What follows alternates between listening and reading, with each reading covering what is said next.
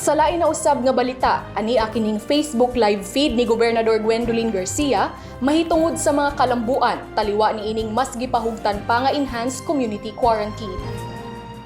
Maayong hapon kanatong tanan mga pinalangga kung kaigsunan Subuanon. Sa makausapa ani usab ang atong inadlaw nga taho kaninyo kabahin sa sitwasyon sa COVID-19 karon dinhi sa Subo. Kabahin usab sa mga paningkamot sa probinsya sa Subo nga karon nagatubang ni ining dakong hagit giatubang natong tanan.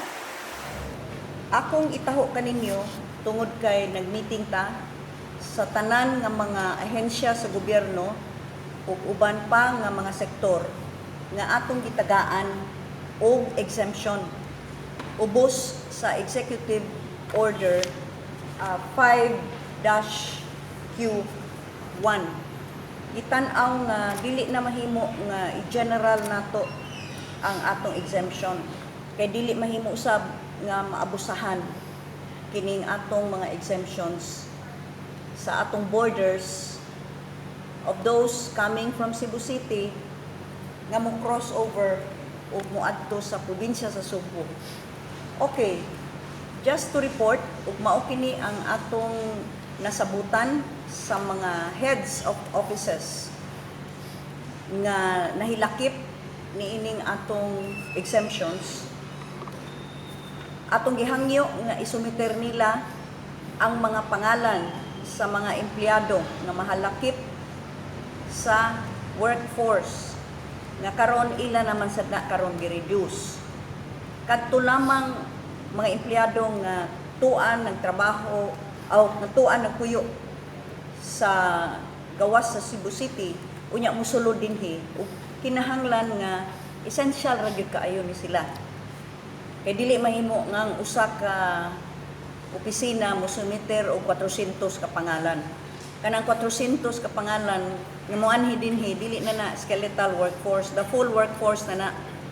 Unya moanhi dinhi muuli dito 400 ka pamilya na ilang ibutang sa peligro. Kay nakita naman nato nga nag-anam gyud og kadaghan ang COVID cases dinhi sa Cebu City. And we will have to warn you, labi na kaning mga negosyo o some utilities nga medyo labihang daghana ang gisumiter nga we might cut this down by 50% usa. Unya, kung wala mo sumit, dili tingali mo gusto sa exemption. Kay effective ra ba Friday ang ato nang ihatag sa tanan natong checkpoints ang lista sa mga employees belonging to your offices that are given exemptions. Dili na mahimo nga ID na lang sa opisina ang ilang ipakita. Kinahanglan magpakita sad sila sama ni ini. Provincial kining nga example gikan ni sa Provincial Prosecutor's Office sa Cebu. This is a skeletal workforce. Duna ni control number. In the case of Miel FL, CPG-PPC 0031 mo ni ang control number. O pirmado ni nako, pirmado ni Noli Valencia ang atong administrator, pirmado sa Chief of Staff sa Governor's Office. So mao ni ang atong i-require for the employees, the field personnel, and ug ang uban pa nga mga workforce of the different offices, you will be required to present first your company ID or office ID, and of course kani nga pass. Kinahanglan kani ini. Dili na kaunya makalusot kung wala ka ani. So I hope that the other offices that have not submitted will kindly submit. Now, I would like to report ang ang atong tindahan sa Kapitolyo dito sa nagkadilaing kalungsuran nagpadayon karon ang trabaho, ang pagpamaligya. And already pipila ka mga lungsod nakarimit na sa ilang halin. Kay aron na pod maka second round na pod sila sa mga supplies nga atong gibaligya nga discounted from the cost price. Bali ni paalkansi ang probinsya sa Subo og 10% sa cost price sa pagkuha ni ining maong nga mga basic commodities sama sa bugas, sardinas, cooking oil, kape, gatas ug uban pa. Kani mo ini mo ni murag na karong gibaligya, kadto mura ra man to gipapusing ra to. Tinuray ka na ito yung kaindahan sa Kapitolyo or nagpapusing na to sila kunuhay kay nangayo kag picture. Ngayon ako pa mga pictures ko. O, Santander. Kana, kita tag transaction dito. O, sige, sunod. So, namaligya sa taapil ang itlog o alcohol. Mga beef noodles, Lucky Me noodles. So, ay naman ang ilang buklet. Mana sila yung buklet? Kontrol? O na siya. Aw ka na mo'y klaro may nagbaligya. Aligriya raman tingay na baligya. Di pa pusay raman tingali. Ingnan na yung uban lungsod, magpadana sila picture. Tingalig, nagkita na sila mga artista nga mang pusay nga to. Kanina klarong baligya. O, aligriya. O, kana. Nakba. Kanawa, o, naan yun. Di-display. Kaya di pa nako na ng uban. Pero, klarong display. Pero makapalit din sila.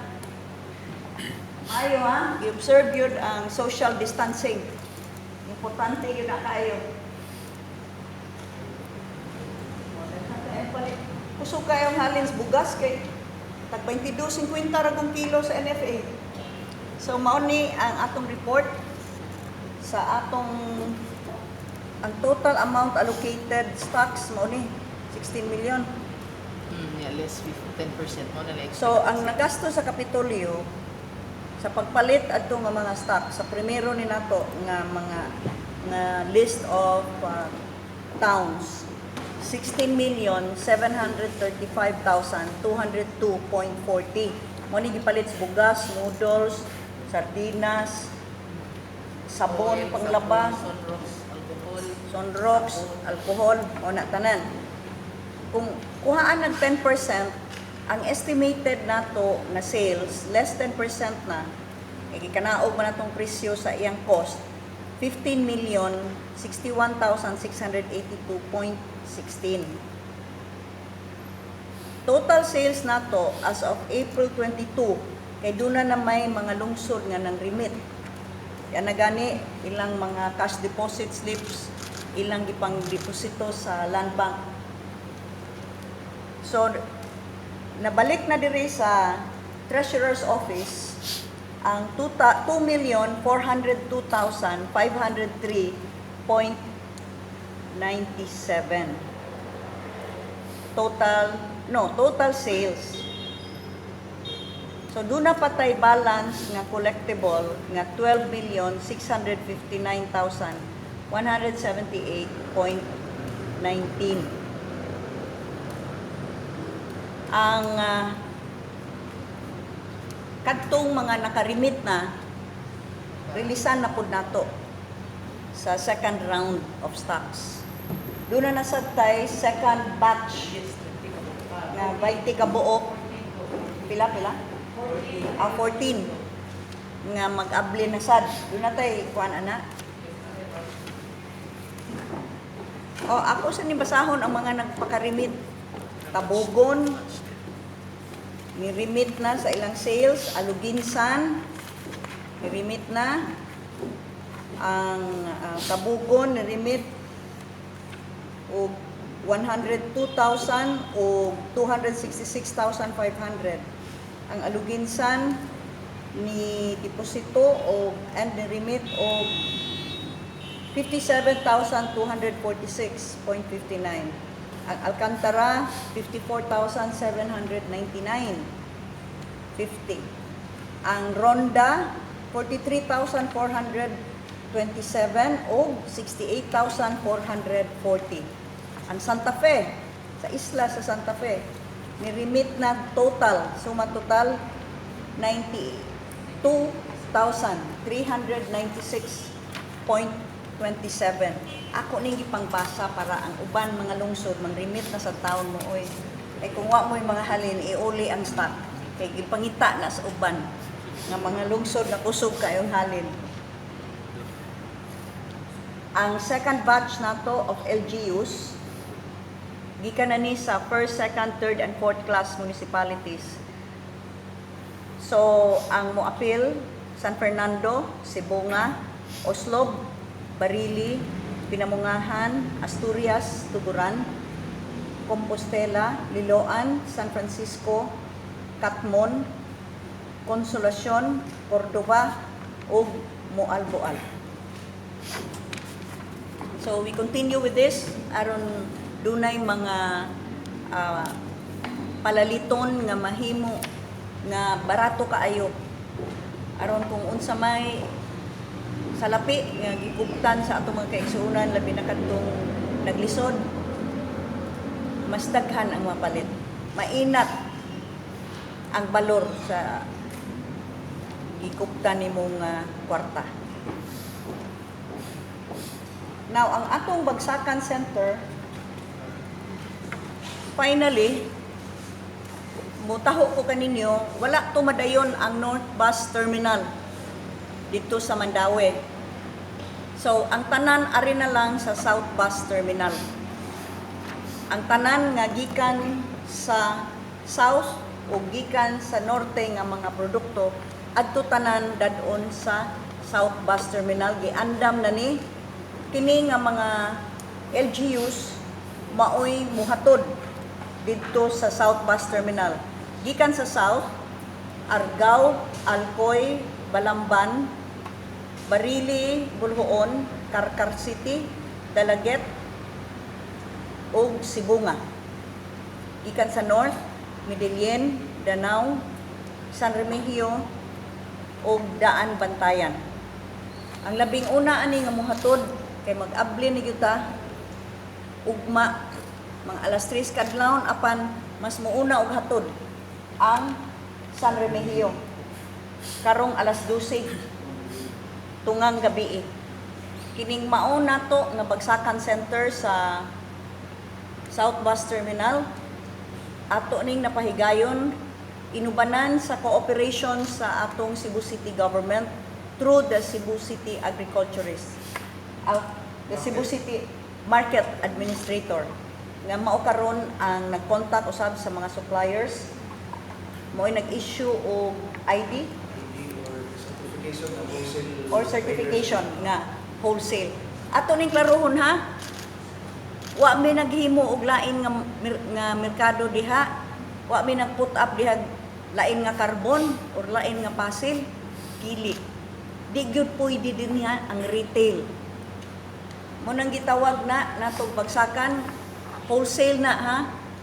Buti pasabot ang definition natong wholesale kinahanglan ang isda at least pinaka-minimum na ilang ma-purchase 3 ka banyera. So kung isda 3 ka banyera. O Kung utanon usa ka kilo. usa gatos ka kilo. So suri kung gusto kang palit og tunga sa kilong carrots di gyud pwede. Kay para ni sa mga wholesalers nga ngadto na sila nay mobaligya dito sa carbon, sila nay mobaligya dito sa pasil. In a way, madi-congested ni ini ang carbon ug ang pasil kay aron kay ang mga mutumod dili naman kinahanglan moadto pa sa carbon ug sa pasil. Anha na lang itumod sa South Bus Terminal adto na sad kuhaon sa mga pumapalit, ang mga traders, ang mga mutinda na ngadto sa carbon. So mao ni ang atong gihuna-hunaan nga pamaagi aron mahugtan pagyud nato ang atong mga measures nga lagi dili magtakod-takod kaning coronavirus. Kay kaning atong mga nag-deliver, ang driver, ang delivery boy, ang truckman, kumuadto pag carbon, kinahanglan mga naog pa, tuwa na sad, ma-expose na pod sa uban pang tuwa dito sa carbon o sa uban pang tuwa usab sa Pasig. Ini paagiha, inigtumod nila, utol sila South Bus, nya mobalik na sila ngadto sa mga lungsod kung diin sila nagagikan. So, that is our Bagsakan centers are concerned. Usa na lang di ay, Bagsakan Center sa South Bus Terminal. So that is it for today. Ako nang hinaot nga kamong tanan magpadayon nga anaa sa kasiguruan. Sama sa giingon ko na ako ni ipuno di ay pagtaho. The province is already looking into kung makontain ta gyud ni maningkamot gyud ta nga malibre maluoy Ginoo ang probinsya sa Subo. Nagplano na ta ug unsaon nato pag-modify kining existing nato karon nga enhanced community quarantine. Above all, bottom line, kinahanglan ang kasiguruan gyud ninyo ang atong tagaag prioridad. Maghulat gyud ta sa opinion sa mga experts. O kanang ilang opinion matagaan usab og guideline pinaagi sa atong pagkuha og data. Sama sa giingon ko, mag-conduct ta og targeted massive testing.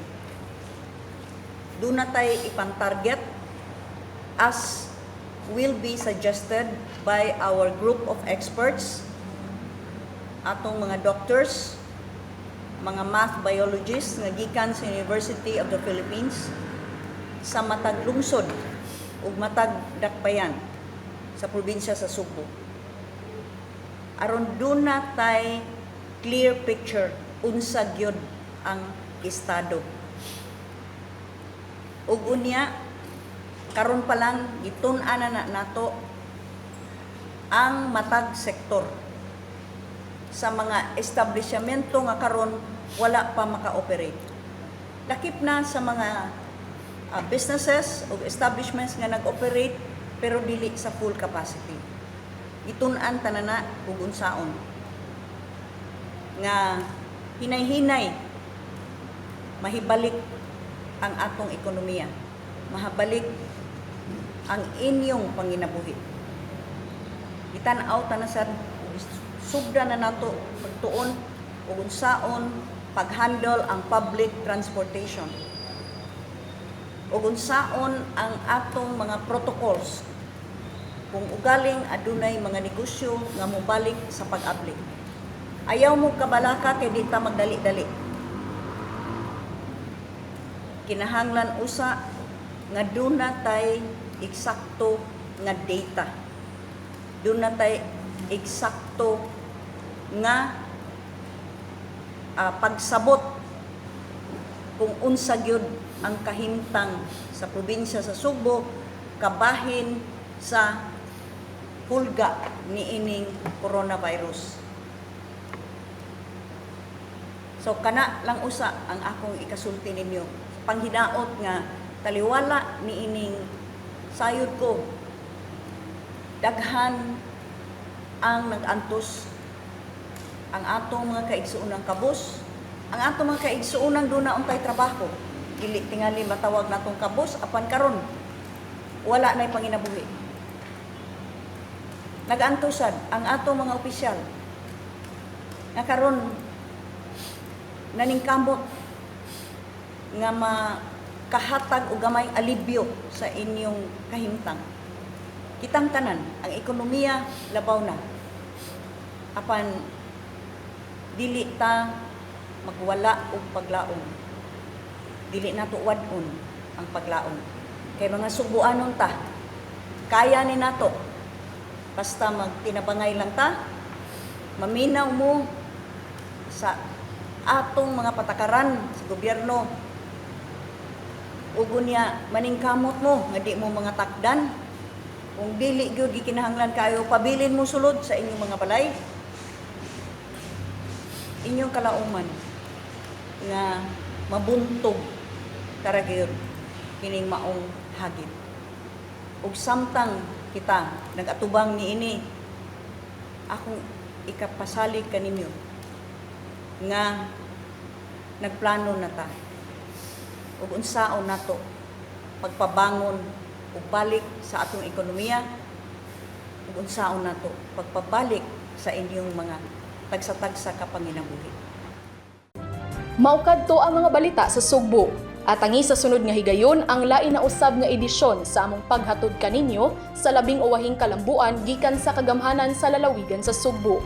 Ug alang sa dugang nga updates, i-follow ang Sugbo News Facebook page. Kini si Paula Mendoza. Daghang salamat. Ug mabuhi ka Sugbo, mabuhi kitang tanang Sugboanon.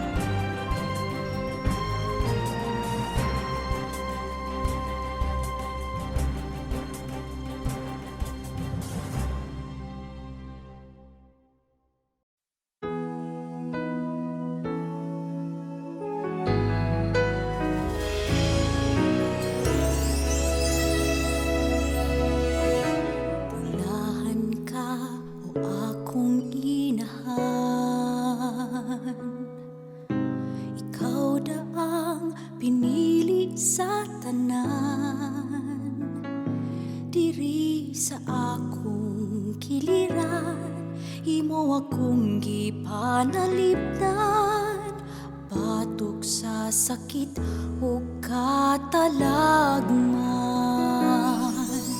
Kalimuda itugyan ang tanan, nga kahingawag ka bala kanining dughan, diha sa imong pahiyom. Usab nakita ko ang maanyag nga hulagway sa Dios.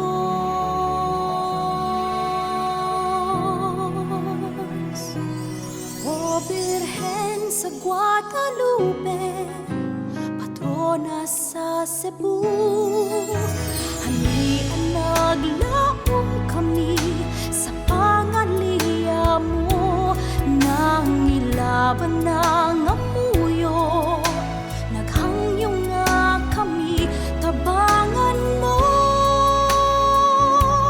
Kay diha sa kalistanan, ikaw da ang among tangpanan.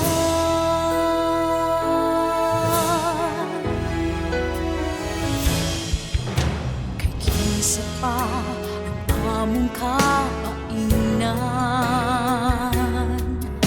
sa langop ka among nakalagan. Diha sa putling gugma mo, nahiaguman na mo ang gugma sa anak mong si Jesus.